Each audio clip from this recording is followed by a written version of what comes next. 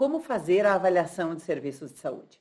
Todos nós já sabemos que é super importante avaliar um serviço de saúde, conhecer o seu desempenho, conhecer os seus resultados. Mas para aqueles mais pragmáticos, por vezes fica aquele questionamento: como é que eu faço isso? Existe algum método, existe alguma ferramenta para que eu possa avaliar um serviço de saúde? E é isso que a gente vai falar um pouco hoje aqui.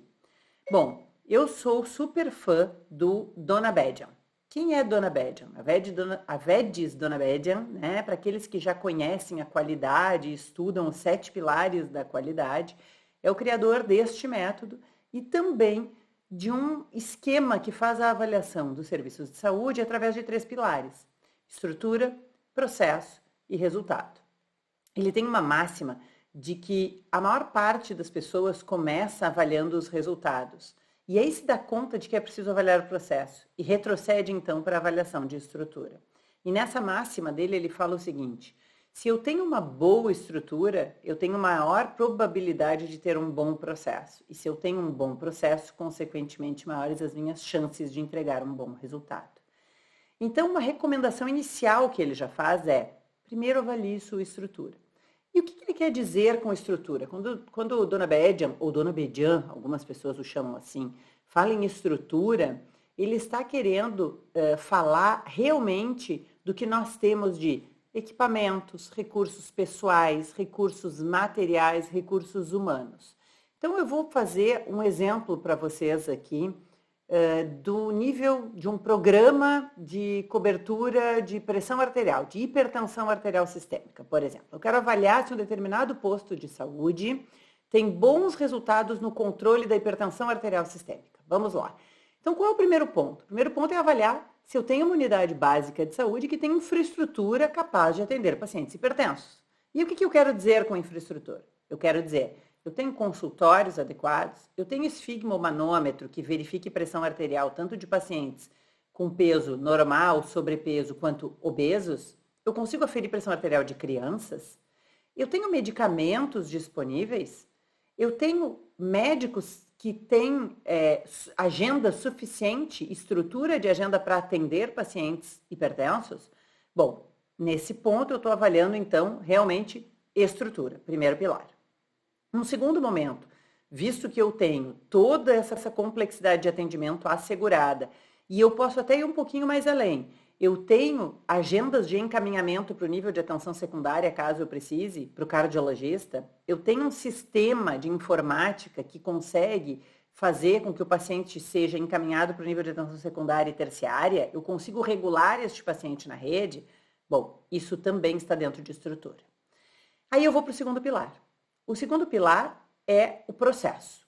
O que quer dizer processo? Avaliar processo é: este médico que eu tenho, que está lá, que tem o esfigmomanômetro, que tem uma sala, que tem uma agenda disponível para atender o paciente hipertenso, ele conhece o protocolo, ele sabe qual é o guideline que ele tem que seguir, ele sabe quais são as rotinas, quais são os exames que ele deve solicitar.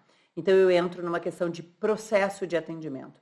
A minha enfermeira sabe verificar a pressão arterial quando o paciente chega na triagem, coloca o manguito do esfigmomanômetro no local certo, sabe quais são os sons de Korotkov, que são aqueles 5 sons que a gente ausculta quando está avaliando a pressão arterial de um paciente. Então eu avalio processo. E num terceiro pilar, eu tenho a avaliação final, que é a avaliação de resultado. E aí os resultados, geralmente nós acabamos utilizando resultados duros, né?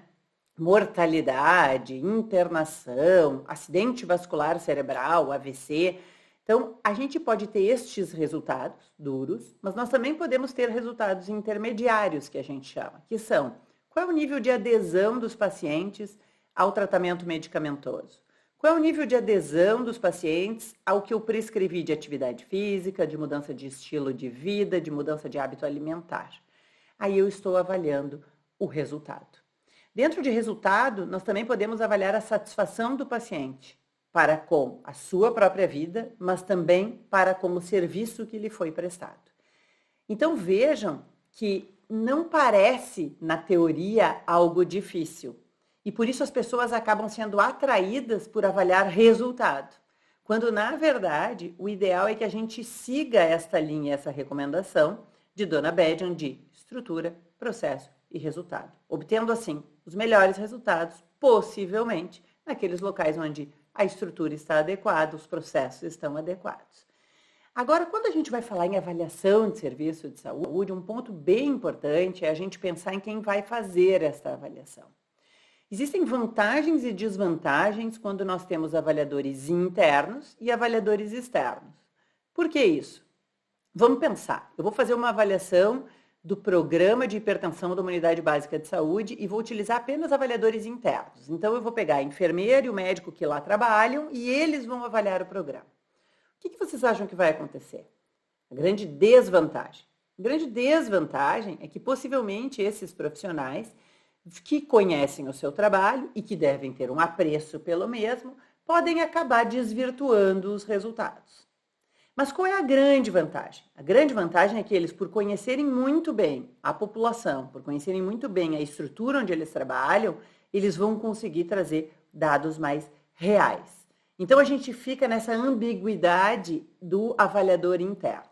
Por outro lado, o avaliador externo, ele é isento de qualquer opinião, ele entra naquela unidade básica de saúde única e exclusivamente para seguir uma rotina e para avaliar o que ele se propõe, qual é o objetivo dele, o objetivo principal e os objetivos secundários.